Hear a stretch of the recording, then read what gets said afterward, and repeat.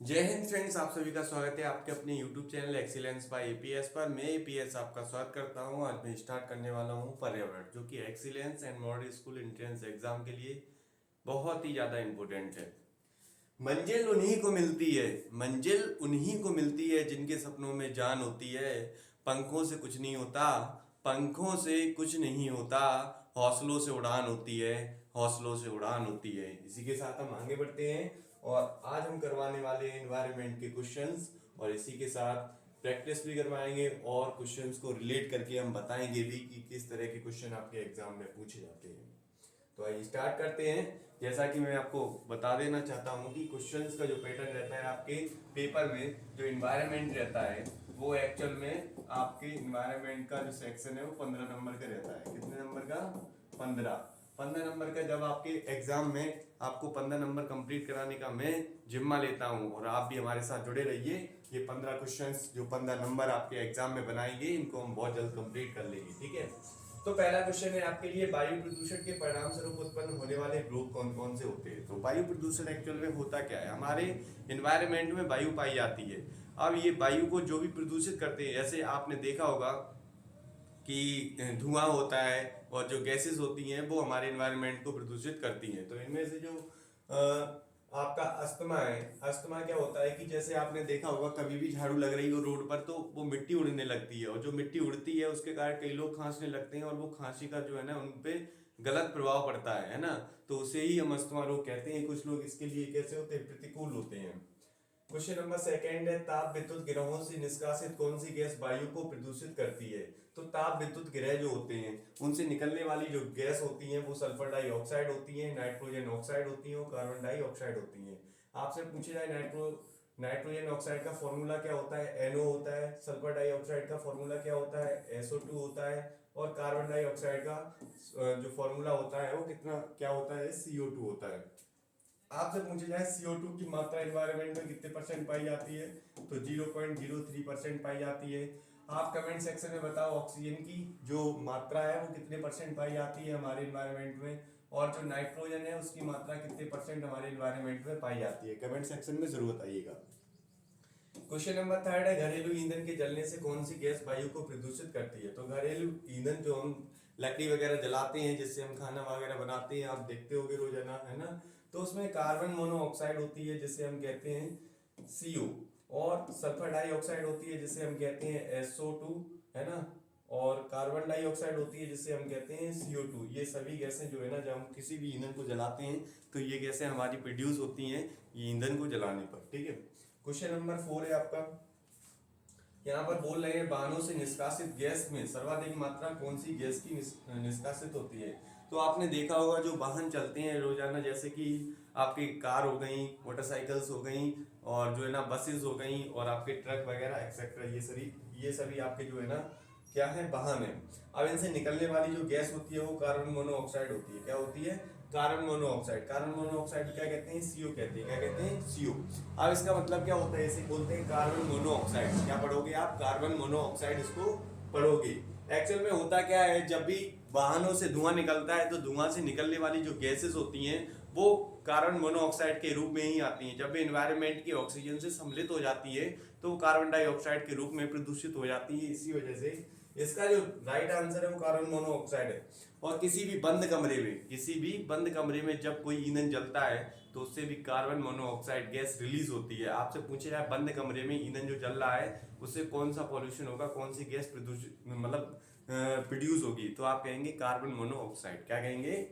और जब यही खुले हुए एनवायरनमेंट में से निकलता है तो उसे हम कहते हैं कार्बन डाइऑक्साइड। क्या कहते हैं? Carbon dioxide. नेक्स्ट क्वेश्चन हमारा यहाँ पे है, गैर परंपरागत ऊर्जा के स्रोत क्या है। तो गैर परंपरागत ऊर्जा के स्रोत एक होते हैं वो स्रोत जो है ना, परंपरागत स्रोत वो होते हैं जो जल्दी खत्म हो जाएंगे, और गैर परंपरागत स्रोत वो होते हैं जो काफी समय तक चलते रहेंगे। ज्वारीय शक्ति, भूगर्भिक शक्ति और बायो शक्ति, ये सभी इसका करेक्ट आंसर होगा, उपयुक्त सभी। क्वेश्चन नंबर 11 है यहाँ पे, भारत में सर्वाधिक ऊर्जा किस स्रोत से प्राप्त की जाती है? तो भारत में सबसे ज्यादा जो ऊर्जा होती है उसका ताप विद्युत से प्राप्त की जाती है। किससे? ताप विद्युत से। आपने देखा होगा वर्तमान समय में जो मध्य प्रदेश में है वहां पर सोलर सेल लगाई जा रही है काफी ज्यादा, जिससे कि हमारा जो भारत है वो सौर ऊर्जा से बहुत ज्यादा इलेक्ट्रिसिटी को जनरेट कर सके, और जिससे कि इलेक्ट्रिसिटी बनाने में जो खर्चा होता है उसको थोड़ा सा रिड्यूस किया जा सकता है।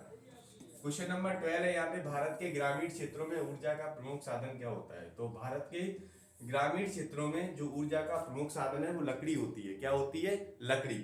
क्योंकि ज्यादातर लोग वहां पे वन पाए जाते हैं और वनों से ही वो लकड़ी बटोरते हैं या तोड़ते हैं, तो उनको ही जलाने में यूज करते हैं। लेकिन वर्तमान समय में इन लकड़ियों का प्लेस गैसेस ने ले लिया है, और वही सबसे अच्छा है क्योंकि उससे कोई भी पॉल्यूशन नहीं होता है।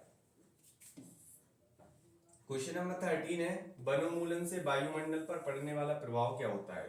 तो वनोन्मूलन का मतलब होता है वनों को काटना। अगर हम रेगुलर वनों को काटते रहेंगे तो उसका हम पे दुष्प्रभाव पड़ सकता है, और हमारे एनवायरमेंट में जो कहें कि जो गैस का संतुलन है वो असंतुलित हो सकता है, और जिससे मानव जीवन भी खतरे में पड़ सकता है। इसीलिए हमें पेड़ पौधों को ज्यादा से ज्यादा लगाना चाहिए, ना कि उन्हें काटना चाहिए। ग्रीन हाउस प्रभाव उत्पन्न करने वाली गैसों की मात्रा में वृद्धि हो जाती है। आपसे पूछा जाए ग्रीन हाउस गैस की प्रमुख गैस कौन सी होती है? CO2 होती है ना, SO2 होती है, मीथेन होती है ना, और CFC होती है। ये सभी गैसें जो होती हैं ग्रीन हाउस गैस को प्रभावित करती हैं। आपसे पूछा जाए CFC का पूरा नाम क्या है? क्लोरोफ्लोरोकार्बन। क्या होता है? क्लोरोफ्लोरोकार्बन। और इसका नाम होता है मेथेन। क्या होता है? मेथेन। और जो NH3 होता है उसे हम कहते हैं अमोनिया। क्या कहते हैं? अमोनिया। ध्यान रखना इन सभी को, है ना, नोट भी कर सकते हैं आप अगर करना चाहें। नेक्स्ट क्वेश्चन नंबर 14 है, खनन का पर्यावरण पर क्या प्रभाव पड़ता है? जैसे आपने देखा होगा जमीनों से जो लोग होते हैं कोयला निकालते हैं, पत्थर निकालते हैं, सोना वगैरह आदि चीजों को सेपरेट करते हैं, तो उससे होता क्या है? ध्वनि प्रदूषण में वृद्धि हो जाती है, वायु प्रदूषण में भी वृद्धि होती है, और वन संपदा ही नष्ट की जाती है। क्योंकि ऐसी चीजें जहाँ वन पाए जाते हैं वहां पर ही पाई जाती हैं, और जिससे बहुत ज्यादा प्रभाव होता है। और ये इसका जो करेक्ट आंसर होगा उपयुक्त सभी इसका सही आंसर होगा।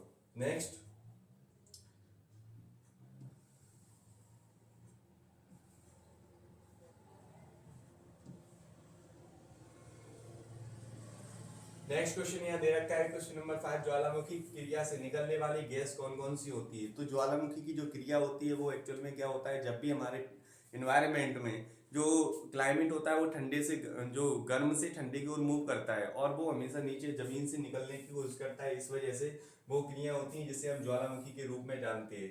इसमें से हाइड्रोक्लोरिन गैस यानी HCl, है ना, और फिर मोनो ऑक्साइड, है ना, और फिर उसके बाद सल्फर डाइऑक्साइड, तो SO2। उपयुक्त सभी ये गैसें इसका मतलब उपयुक्त सभी ये गैसें जो है ना ज्वालामुखी की सहायता, जब ज्वालामुखी फटता है तो ये गैसें निकलती हैं।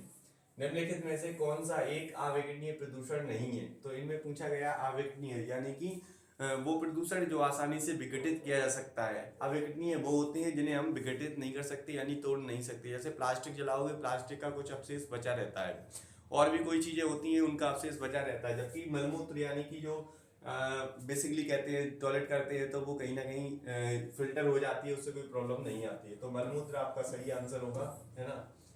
नेक्स्ट है आपका क्वेश्चन नंबर 7, पर्यावरण प्रदूषित होता है। पर्यावरण जो प्रदूषित होता है वो किसके कारण से होता है? तो मैं बता दूं आपको, मानव द्वारा जो त्याज्य सामग्री और अपशिष्ट पदार्थ होते हैं उसके माध्यम से जो है ना क्या होता है पर्यावरण प्रदूषण। रासायनिक उर्वरकों की सहायता से भी होता है, औद्योगिक प्रदूषण से भी होता है। उपयुक्त सभी इसका जो है ना सही आंसर होगा।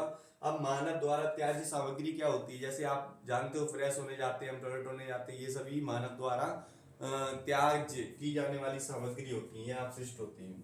औद्योगिक प्रदूषकों से यानी आपने देखा होगा इंडस्ट्रियलाइजेशन एरिया होता है, वहां से क्या निकलती है? गैसेज निकलती हैं, और कहीं की धुआं निकलता है और वेस्ट बचता है। वो लोग क्या करते हैं? नालों में फेंक देते हैं, नालों से नदियों में, और नदियों से कहाँ चला जाता है? समुद्रों में। इस तरह से पानी क्या हो जाता है? पॉल्यूटेड हो जाता है।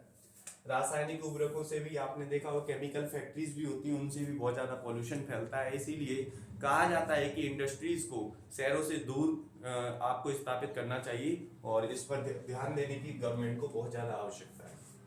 क्वेश्चन नंबर 8 है यहाँ पे, मरुस्थलीकरण का कारण क्या है?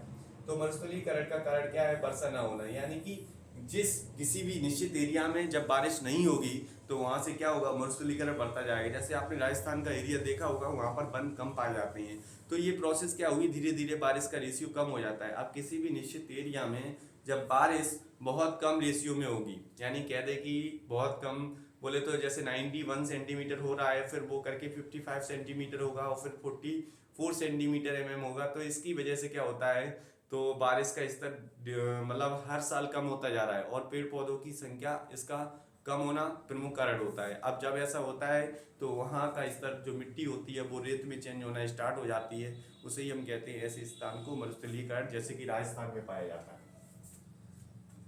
फिर यहाँ पे क्वेश्चन नंबर 9, मरुस्थलीकरण क्षेत्र में भूमिगत जल का स्तर होता है। तो भूमिगत जल का स्तर कैसा होता है? अत्यधिक अत्यधिक नीचा होता है, यानी उसमें जल कम पाया जाता है, इसीलिए तो मरुस्थलीकरण होता है। यानी जल का स्तर कैसा होगा? कम होगा। इस बात को आप कंफर्म करके रखिए, है ना।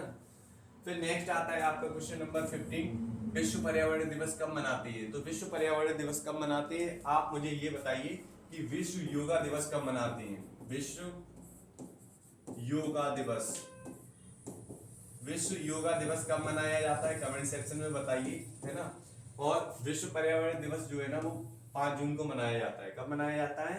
5 जून को। आपसे पूछे जा रहा है कि क्वेश्चन नंबर 16 में चिपको आंदोलन किस वर्ष चलाया गया था? जो चिपको आंदोलन था वो 1973 में शुरू हुआ था। चमोली उत्तराखंड में एक स्थान है, चमोली जिला, वहां से स्टार्ट हुआ था। वहां के लोगों ने विरोध किया था, जो यानी कि इंडस्ट्रियल एरिया बढ़ रहा था, है ना, पेड़ वाले एरिया में। तो उन लोगों ने क्या किया? पेड़ों से चिपक कर एक आंदोलन स्टार्ट किया और उन्होंने इसमें सफलता भी हासिल की और उन्होंने पेड़ को बचाया। गवर्नमेंट को अपना फैसला वापस लेना पड़ा और इसकी जो सन बताई जाती है वो 1973 है। आपसे पूछे जाता है पेड़ों के कहें कि आदमी किसे कहते हैं, या कहें कि चिपको आंदोलन का प्रमुख दायित्व किसने किया? तो सुंदरलाल बहुगुणा है। कौन है? सुंदरलाल बहुगुणा। ठीक है, इसको ध्यान रखिएगा आप सभी, बहुगुणा।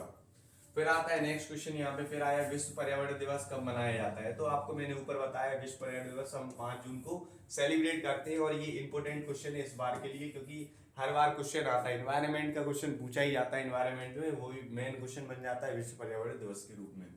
क्वेश्चन नंबर 18 है, वर्षा जल का पीएच मान कितना होने पर इसे अम्ल वर्षा कहते हैं? आपने देखा होगा पानी का जो पीएच मान होता है, यानी वाटर का जो पीएच वैल्यू होती है वो होती है 7। तो इसके लिए आपको ये भी समझना पड़ेगा कि एक पीएच स्केल होती है जिससे हम क्या करते हैं? इसका मेजरमेंट करते हैं। अब जिनकी वैल्यू 0 से 7 होती है, किससे? 0 से 7 होती है, वो होते हैं आपके अम्ल। क्या होते हैं? 0 से 6 मान सकते हैं इसको, क्या कहेंगे? 6, वो होते हैं आपके अम्ल। अब जिनकी वैल्यू 7 होती है उसे कहते हैं उदासीन। क्या कहते हैं? उदासीन। और जिनकी वैल्यू 8 से लेकर 14 के बीच में होती है उसे कहते हैं हम क्षार। क्या कहते हैं? क्षार।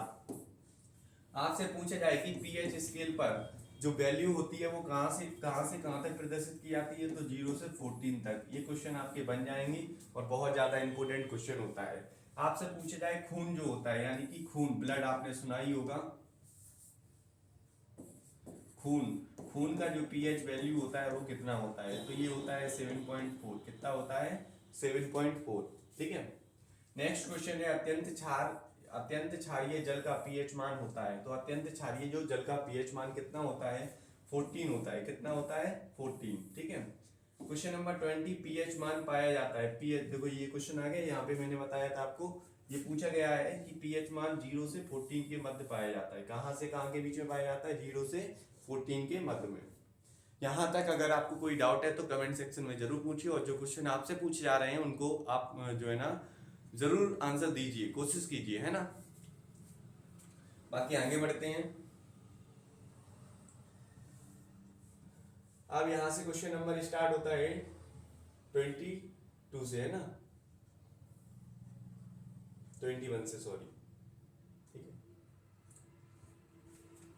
क्वेश्चन नंबर 21 है कि सीएफसी का प्रयोग किया जाता है। आपके लिए एक क्वेश्चन है और वो आपको कमेंट सेक्शन में बताना। मैंने आपको अभी पिछली बार में सीएफसी का फुल फॉर्म बताया, तो आप कमेंट सेक्शन में बताइए सीएफसी का पूरा नाम क्या होता है। इसका जो यूज करते हैं वो उपयुक्त सभी में, जैसे वातानुकूल यंत्रों में, जैसे देखा होगा आपने जो एसी वगैरह होती है, फ्रिज वगैरह होते हैं, उनमें हम इसका यूज करते हैं। प्लास्टिक व दवा उद्योग में भी हम इसका यूज करते हैं, क्योंकि जो दवा होती है वो खराब ना हो इस वजह से। और फिर कृषि तक उद्योग, जैसे आपने कोल्ड स्टोर वगैरह देखे होंगे जहाँ पर आलू रखे जाते हैं, प्याज रखा जाता है और दालें रखी जाती हैं, जिससे वो लंबे समय तक सुरक्षित रह सकें, तो उसमें भी हम किसका यूज करते हैं, CFC का यूज करते थे एक्चुअल में। फिर एक सबमिट होती है, सबमिट के दौरान ये कहा जाता है कि इनका यूज बैन करना चाहिए, क्योंकि ये ओजोन लेयर को इफेक्ट करती है। किसको इफेक्ट करती है, ओजोन लेयर को। आपसे पूछा जा रहा है कि ओजोन लेयर कहाँ पाई जाती है, तो मैं आपको बता दूं कि समताप मंडल में पाई जाती है। कहाँ पे पाई जाती है, समताप मंडल में। आप कमेंट सेक्शन में बताइए कि ओजोन दिवस कब मनाती है, ओजोन दिवस कब मनाते हैं, जल्दी से कमेंट सेक्शन में बताइए ओजोन दिवस कब मनाया जाता है। नेक्स्ट क्वेश्चन है आपका, पर्यावरण संरक्षण का उपाय क्या है। प्रदूषण पर नियंत्रण, वनोन्मूलन पर रोक तथा वनोरोपण, जनसंख्या में नियंत्रण। प्रदूषण पर नियंत्रण अगर हम कर लेंगे तो हम पर्यावरण प्रदूषण को रोक सकते हैं कहीं ना कहीं। और दूसरा आपका ऑप्शन है वनोन्मूलन, यानी कि जो पेड़ पौधे होते हैं जो कट रहे हैं उनको हमें कटने से रोकना चाहिए, और ज्यादा से ज्यादा पेड़ पौधे लगाएंगे तभी हम पर्यावरण प्रदूषण को कम कर सकते हैं। फिर नेक्स्ट है आपका जनसंख्या नियंत्रण। आपने देखा होगा कि धीरे धीरे पॉपुलेशन ग्रोथ करती जा रही है। आज हम चाइना से ज्यादा पॉपुलेशन जो है ना कर गए हैं, यानी क्रॉस कर गए हैं। 141 करोड़ लगभग हमारी जो है ना देश की पॉपुलेशन है, और जो बहुत ज्यादा पॉपुलेशन मानी जाती है, क्योंकि वर्ल्ड लार्जेस्ट पॉपुलेशन कंट्री में अब इंडिया गिना जाने लगा है।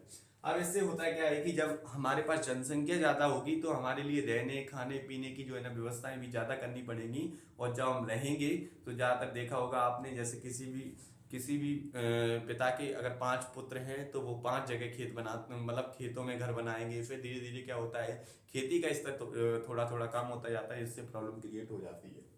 नेक्स्ट क्वेश्चन आपका ये है, इसके जो उपयुक्त सभी हैं वो आंसर होगा। क्वेश्चन नंबर 23, ब्रिटिश वैज्ञानिक द्वारा अंटार्कटिका में ओजोन परत में विशाल क्षेत्र की पुष्टि किस वर्ष की गई। तो ये जो पुष्टि है वो 1985 में की गई थी। कब की गई थी, 1985 में। अंटार्कटिका में होल हो गया है, यानी कि छिद्र हो गया है। ये छिद्र जो है ना, इसमें ओजोन जो छिद्र हुआ है वो सूर्य से आने वाली जो यूवी किरणें होती हैं वो डायरेक्ट इंटर कर जाती है इन्वायरमेंट में, जिससे हमें त्वचा कैंसर भी हो सकता है। इसी वजह से कहा जाता है कि अंटार्कटिका में जो छिद्र हुआ है उसको हमें प्रोटेक्ट करना चाहिए, जिससे कि एक्चुअल में है का अंटार्कटिका में बहुत ज्यादा बर्फ पाई जाती है। और आपने सुना ही है कि बर्फ जहाँ पे, मतलब ठंडक जहाँ पे होती है वहाँ पे CFC गैस की मात्रा बहुत ज्यादा होती है। इसी वजह से इसको प्रोटेक्ट करने के लिए एक सबमिट होती है, जिसमें कहा जाता है कहीं ना कहीं हमें इन चीजों का रखरखाव कम करना चाहिए, जिससे कि जो हमारा ओजोन लेयर है वो डिफेक्टेड ना हो। अगर ओजोन लेयर डिफेक्टेड हो जाएगी तो फिर समस्या का कारण बन जाएगा, और सूर्य से आने वाली अल्ट्रावायलेट रेज हमारे को त्वचा कैंसर जैसी बीमारियों का शिकार भी कर सकती है ना हमारा। क्वेश्चन नंबर 24, ओजोन गैस पाई जाती है। तो ओजोन गैस का जो स्तर है वो 30 से 60 किलोमीटर की ऊंचाई के मध्य में पाई जाती है।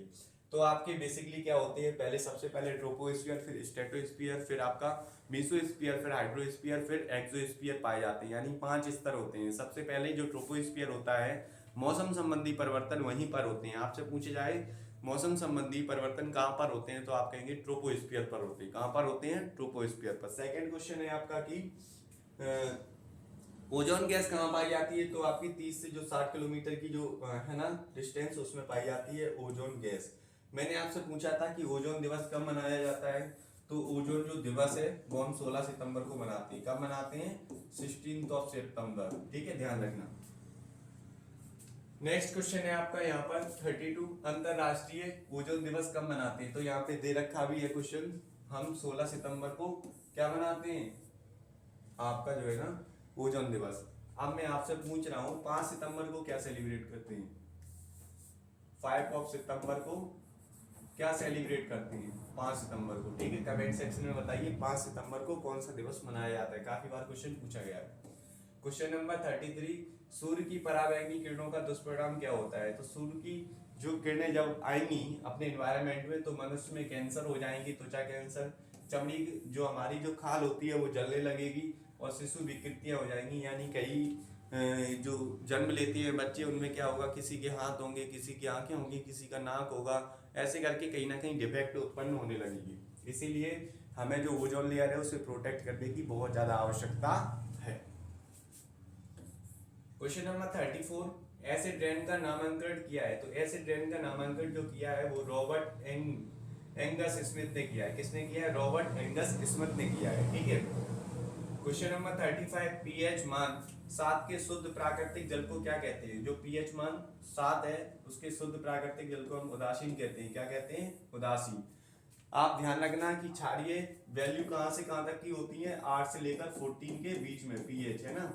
और अम्लीय कहाँ से होती है? ये आपकी 0 से लेकर आपकी 6 तक। ठीक है, ये ध्यान रखना, काफी बार पूछा जाता है। क्वेश्चन नंबर 36, हरित गृह प्रभाव से सुरक्षा का उपाय क्या है? तो जो हरित गृह यानी ग्रीन हाउस गैसेस इफेक्ट होता है उससे क्या मतलब किस तरह से हम सुरक्षा कर सकते हैं? ओजोन की क्षमता पर रोक, यानी ओजोन अगर कम होगी तो हमें डिफेक्ट होगा, अगर हम ओजोन की इक्वल मात्रा को बनाए रखें तो हमें कोई भी डिफेक्ट नहीं होगा। सघन वृक्षारोपण, हमें ज्यादा से ज्यादा पास में पेड़ पौधों को लगाना चाहिए, उसे हम कहते हैं सघन वृक्षारोपण। नेक्स्ट है आपका ऊर्जा के गैर परंपरागत साधनों का उपयोग, यानी कि वो साधन जो यानी कि पर्याप्त मात्रा में पाए जाते हैं और वो डेली लाइफ में अगर हम लिमिट मात्रा में यूज करेंगे तो वो खत्म नहीं होंगे। हमें उन साधनों को यूज करना चाहिए छोड़ के परंपरागत साधन को। परंपरागत साधन क्या होते हैं? जैसे पेट्रोल है, डीजल है, एक्सेट्रा, ये चीजें अगर हम ज्यादा यूज करेंगे तो समाप्त हो जाएंगी। नेक्स्ट है क्वेश्चन नंबर 37, सौर ऊर्जा का कौन सा भाग पृथ्वी तक पहुंचता है? तो सौर ऊर्जा का जो है ना 46 भाग पृथ्वी तक पहुंचता है। आपसे एक क्वेश्चन है, सौर ऊर्जा दिवस कब मनाया जाता है? सौर ऊर्जा दिवस कब सेलिब्रेट करते हैं? कमेंट सेक्शन में जल्दी से बताओ, सौर ऊर्जा दिवस जो है ना कब मनाया जाता है? नेक्स्ट क्वेश्चन है,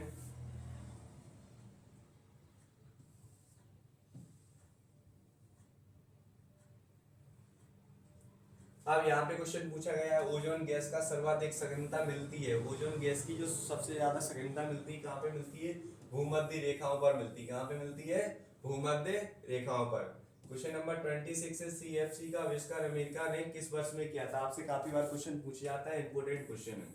सीएफसी का आविष्कार कब किया गया था? तो 1930 और 1931 में ही सीएफसी का आविष्कार किया गया था। क्वेश्चन नंबर 27 है, वन संरक्षण अधिनियम पारित हुआ है। तो वन संरक्षण जो अधिनियम है वो 1980 में पारित हुआ है। आपसे क्वेश्चन है कि टाइगर प्रोजेक्ट को कब आरंभ किया गया? टाइगर जो प्रोजेक्ट है उसे कब प्रारंभ किया गया? कमेंट सेक्शन में जरूर बताएं। क्वेश्चन नंबर 28, वायुमंडल के किस भाग में ओजोन गैस पाई जाती है? तो वायुमंडल के समताप मंडल, जो समताप मंडल लेयर है उसमें ओजोन गैस पाई जाती है। ओजोन गैस का फॉर्मूला होता है O3। जो मैं आपको मेमोराइज कराता जा रहा हूँ उसको आप करते जाइए, जिससे कोई भी प्रॉब्लम आपको क्रिएट नहीं होगी।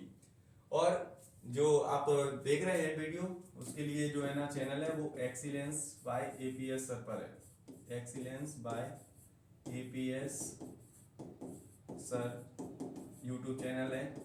क्या है कि यहाँ पर मैं एक्सीलेंस के लिए पूरा जो है ना तैयारी करवा रहा हूँ, तो ज़्यादा से ज़्यादा बच्चों को जरूर जोड़ें।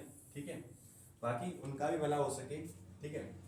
क्वेश्चन नंबर 29, जल संरक्षण की महत्वपूर्ण विधि है। तो जल संरक्षण की महत्वपूर्ण विधि कौन सी है?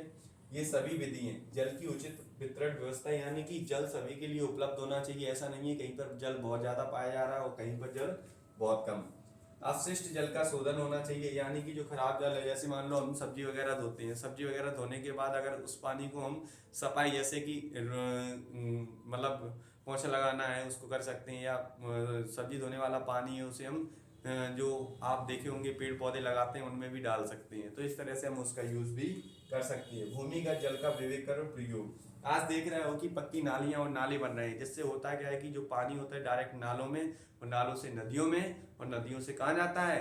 समुद्रों में। और इस तरह से पानी पॉल्यूटेड हो जाता है और जमीनी स्तर का जो पानी है वो बहुत कम पाया जा रहा है। इस वजह से समस्या का कारण बनता जा रहा है। फिर नेक्स्ट क्वेश्चन आपका यहाँ पर दे रखा है, इसमें बोला गया है वायुमंडल में सूर्य की पराबैंगनी किरणों से रक्षा करने वाली जो गैस होती है वो कौन सी होती है?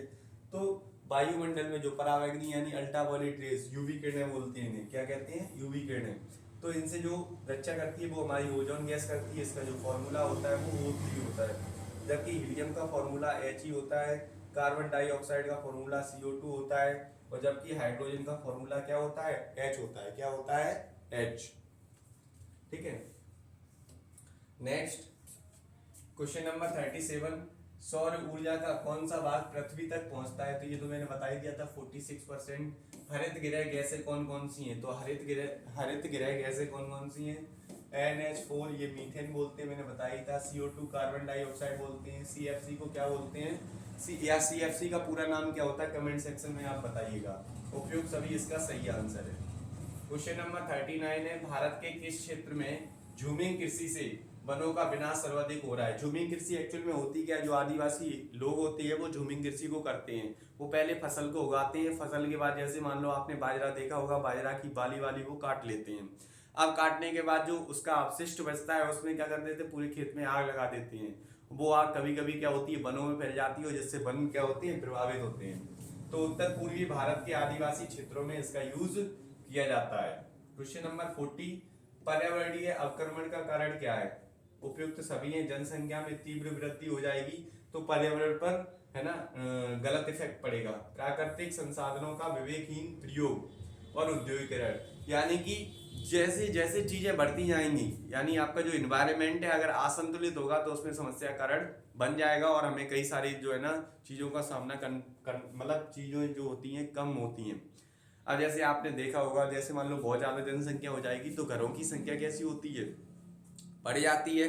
अब बढ़ जाएगी तो उनके खाने की व्यवस्था, पानी की व्यवस्था, रहने की व्यवस्था, लाइट की और कई सारे संसाधन की व्यवस्था होनी मतलब गवर्नमेंट को करनी पड़ती है। और जिससे होता क्या है कि चीज़ें जो होती हैं वो धीरे धीरे महंगी होती जाती हैं। अगर पॉपुलेशन कंट्रोल में रहे तो चीज़ें बहुत अच्छी तरीके से और सस्ती मात्रा में उपलब्ध हो सकती हैं, है ना। ऐसा नहीं कहा जा रहा है कि जैसे पॉपुलेशन ना बढ़ाई जाए, लेकिन ऐसा है कि पॉपुलेशन अगर एक नियंत्रित स्तर पे रहेगी तो कोई भी समस्या नहीं है। क्या होता है कि पॉपुलेशन बढ़ती है तो फिर वो वन वगैरह बहुत सारी चीजें इफेक्टेड होती हैं। आप जानते हो कि पेड़ पौधों से हमें ऑक्सीजन प्राप्त होती है। क्वेश्चन नंबर 41, किस प्रदूषण की जल में अधिक मात्रा में होने से शिशुओं में नीलबर्ड रोग बीमारी हो जाती है? तो ये नाइट्राइड की कमी, मतलब नाइट्राइड अगर बढ़ जाता है तो उसमें नीलबर्ड बीमारी हो जाती है। ठीक है। नेक्स्ट, फिर यहाँ पे आपके लिए नेक्स्ट क्वेश्चन है, इसमें पूछा गया है वायुमंडल में, ये तो बता ही दिया था। क्वेश्चन नंबर 31, भारत में चक्रवात से प्रभावित राज्य कौन कौन से हैं? तो आपने देखा होगा कुछ नक्शा इस तरह से, मतलब नीचे की स्तर का होता है, बाकी ऊपर का मैप होता है भारत का। तो यहाँ पे पाया जाता है आपका अरब सागर, अरब सागर, यहाँ पे हिंद महासागर, हिंद महासागर, यहाँ पे पाया जाता है बंगाल की खाड़ी, बंगाल की खाड़ी। अब होता क्या है, ये जो महासागर है, सागर है, इनसे चलने वाली जो हवाएं होती हैं और उन्हीं की सहायता से क्या होता है कि जो तटीय एरिया, जो भारत के आसपास के जो इलाके होते हैं, इनमें प्रभावित होते हैं। और इनमें कभी कभी क्या होता है, बाढ़ भी आ जाती है, पानी का स्तर बढ़ जाएगा तो भूकंप भी आते हैं ना। और काफी सारे, जैसे इनमें जो प्रभावित राज्य हैं वो उड़ीसा है, पश्चिम बंगाल है और गुजरात है, इनमें जो दिए गए हैं उनमें। बाकी जो समुद्र के आसपास के जो एरिया होते हैं वो सभी प्रभावित होते हैं। नेक्स्ट क्वेश्चन है आपका यहाँ पे, फ्लोराइड युक्त जल के सेवन से उत्पन्न बीमारी कौन सी होती है? तो फ्लोराइड युक्त जल के सेवन से जो बीमारी होती है, शारीरिक अंगों में विकृति आ जाती है, यानी शारीरिक जो अंग होते हैं वो कहीं ना कहीं कमजोर होने लगेंगे, खून की कमी आ जाएगी, हड्डियों में टेढ़ा मेढ़ा होना हो जाएगा, यानी हड्डियां टेढ़ा मेढ़ा हो जाएंगी। ये उपयुक्त सभी इसका सही आंसर। किसकी? मतलब जब जल में फ्लोराइड की मात्रा बढ़ जाएगी तब। ठीक है। नेक्स्ट, आज हम यहाँ पर 50 तक के जो क्वेश्चंस हैं वो पूरे डिस्कस करेंगे, तो देखते जाइएगा, है ना। नेक्स्ट जो वीडियो आएगा, नेक्स्ट जो पार्ट आएगा इसमें, वो उसमें हम आगे क्वेश्चन करेंगे। इसमें जो टोटल क्वेश्चंस हैं वो 121 है। ठीक है। उसके बाद हम इंग्लिश मीडियम के एनवायरनमेंट को डिस्कस करेंगे ऑनलाइन माध्यम से। ठीक है। तो सभी बच्चे ज़्यादा से ज़्यादा जरूर जुड़ें और वीडियो को शेयर जरूर करते जाएं। क्वेश्चन नंबर 43 है, मानव विकृत आपदा कौन सी है? तो मानव विकृत आपदा यानी मानव की कारणों से जो फैलने वाली आपदा होती है उसे मानव विकृत आपदा कहते हैं। मानव कृत आपदा, आग और दावागिनी यानी आग लगाना मानव का ही काम होता है। औद्योगिक दुर्घटनाएं, वन रक्षण, मृदा अपरदन, जलवायु प्रदूषण, उपयुक्त सभी इसके सही आंसर है। क्वेश्चन नंबर 44, बढ़ते तापमान का सर्वाधिक प्रभाव किस पर पड़ता है? तो बढ़ते जो तापमान का सबसे ज्यादा प्रभाव पड़ता है कृषि पर। एक्चुअल में होता है क्या है, चाहे हम हो यानी कि मानव हो, या फिर पेड़ पौधे हो, या फिर जीव जंतु हो, कहीं ना कहीं कृषि पर डिपेंडेंट है। अगर कृषि के स्तर में थोड़ी सी भी कमी आती है तो कहीं ना कहीं मानव भूखा मरने लगता है। इसीलिए कहा जाता है कि किसान जो खेती करते हैं उन्हें हमें हमेशा सम्मान के दृष्टिकोण से देखना चाहिए और उनका हमें हमेशा सम्मान करना चाहिए, क्योंकि वही है एक जो हमारे लिए सारी चीजें मतलब निर्मित करते हैं, निर्माता है सभी चीजों की। ठीक है, अगर फसलें नहीं होंगी तो हम हमारे लिए खाना उपलब्ध नहीं हो पाएगा।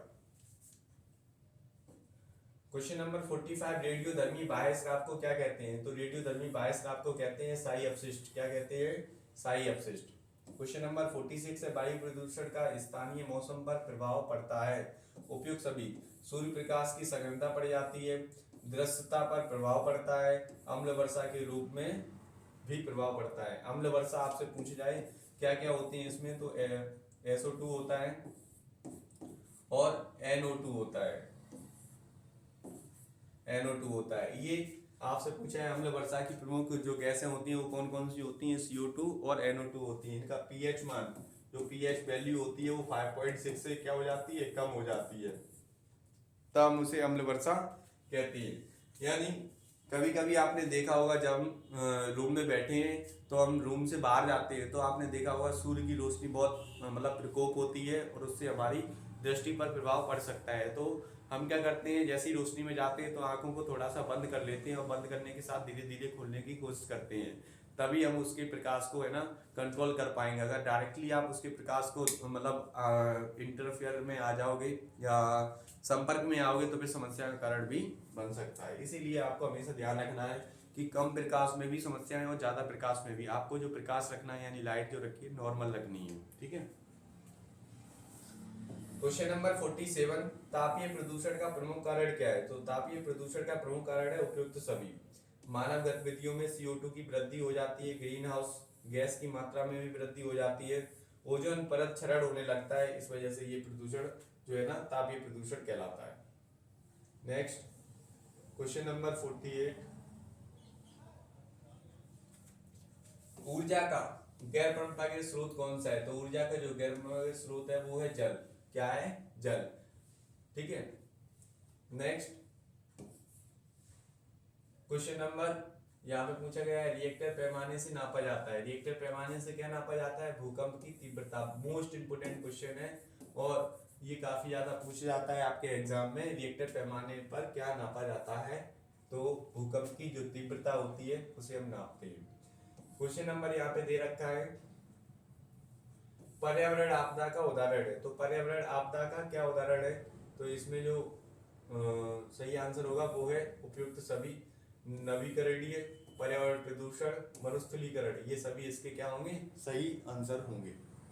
पर्यावरण आपदा का उदाहरण नहीं है, निम्न में से पर्यावरण आपदा का उदाहरण कौन सा नहीं है? सूखा, यानी जो पर्यावरणीय आपदा नहीं है, ये नॉर्मली रूप से होता है। क्वेश्चन नंबर 52, जलवायु संबंधी आपदा का उदाहरण कौन सा है? उपयुक्त सभी। जलवायु संबंधी आपदा कौन सी होती है? यानी जल के कारण चक्रवात आते हैं, सूखा भी उसी के कारण होता है, बाढ़ भी उसी के कारण आती है। जब पानी का स्तर किसी निश्चित एरिया में बढ़ जाता है तो उसे हम बाढ़ कहते हैं। क्या कहते हैं? बाढ़। क्वेश्चन नंबर 53, भूगर्भीय आपदा का उदाहरण नहीं है। तो भूगर्भीय आपदा का उदाहरण कौन नहीं है? भूकंप, ज्वालामुखी और भूस्खलन। उपयुक्त सभी इसका जो है ना सही आंसर है।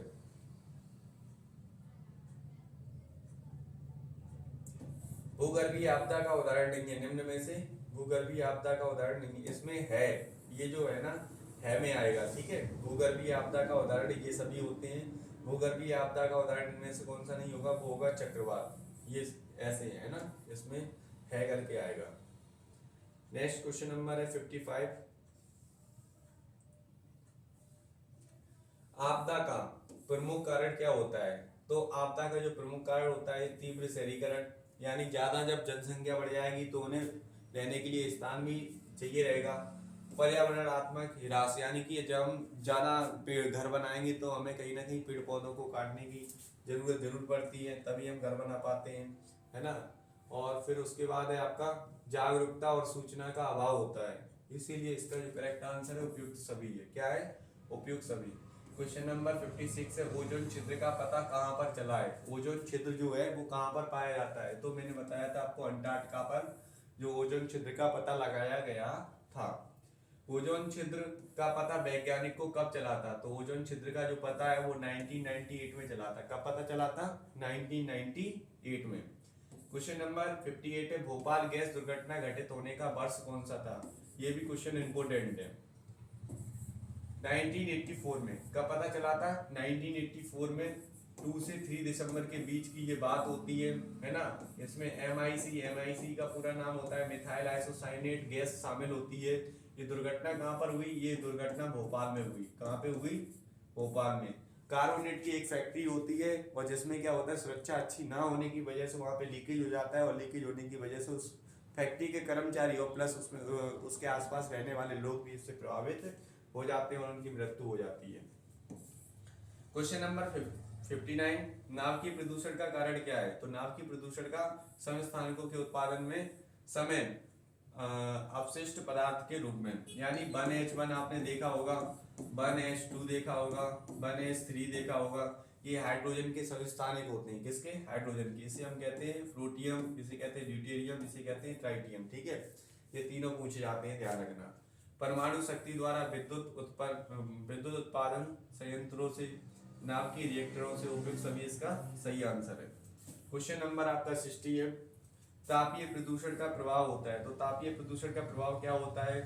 तो ओजोन गैस की रक्षा परत का क्षय हो जाता है, यानी जब ज्यादा ताप बढ़ेगा तो ओजोन की जो गैस है वो प्रभावित हो जाती है। प्राकृतिक प्रकोपों में वृद्धि हो जाती है। पर्यावरण में ऑक्सीजन की कमी हो जाती है। उपयुक्त सभी इसका सही आंसर है। यहाँ तक। अब अगले जो पार्ट में जो वीडियो बनाऊंगा उसमें मैं क्वेश्चन कराऊंगा 61 से लेकर 121 तक। ठीक है, 2 पार्टों में रख रहे हैं। उसके बाद जो है ना इंग्लिश का एनवायरनमेंट करवाएंगे और आप बिल्कुल भी निश्चिंत रहें, है ना, क्योंकि मैं आपको पूरा सिलेबस करवाऊंगा यूट्यूब के माध्यम से। और सभी बच्चों को जो है ना, जिनने भी फॉर्म भर रहे हैं वो अपने फॉर्म की फोटोकॉपी मुझे भेजते जाएं। ठीक है, लास्ट टाइम क्या होता है, रिजल्ट वगैरह आता है या एडमिट कार्ड आता है, तो जब आप रेगुलर पढ़ोगे तो यहाँ पर एक पोस्टर बनाया जाता है जो बच्चे अच्छा स्कोर करते हैं और उनको यूट्यूब वगैरह वीडियो के माध्यम से भेजा भी जाता है और व्हाट्सएप पे भी भेज सकते हैं। हमारे यहाँ पर आप यूट्यूब के माध्यम से Telegram channel excellence by APS sir, YouTube channel excellence by APS sir और इंस्टाग्राम पर भी यही आईडी है एक्सीलेंस बाय एपीएस सर पर आप जुड़ सकते हैं और अपना रिजल्ट अच्छा बना सकते हैं 2024 में। और जो 25 के लिए जो एग्ज़ाम होने वाला है excellence model school entrance exam का, उसमें मैं आपको कोशिश करूंगा कि आपका जो स्कोर रहे बहुत अच्छा रहे। लास्ट ईयर के आप स्कोर देखोगे तो आप यूट्यूब पर देख सकते हो, पिछले वीडियोस में बहुत सारे बच्चों की सिलेक्शंस हो रखे हैं और जिसमें से कई सारे बच्चों ने मेरिट, यानी कि एमपी की जो टॉप 10 की मेरिट लिस्ट बनती है उसमें भी स्थान पाया है। आई होप इस बार भी आप सभी बच्चे और जो ऑफलाइन क्लासेस के बच्चे होते हैं वो भी मेरिट लिस्ट में नाम जरूर बनाएंगे और जब आप ऐसा करेंगे तो आपको पुरस्कार भी दिया जाएगा एक्सीलेंस कोचिंग सेंटर के माध्यम से।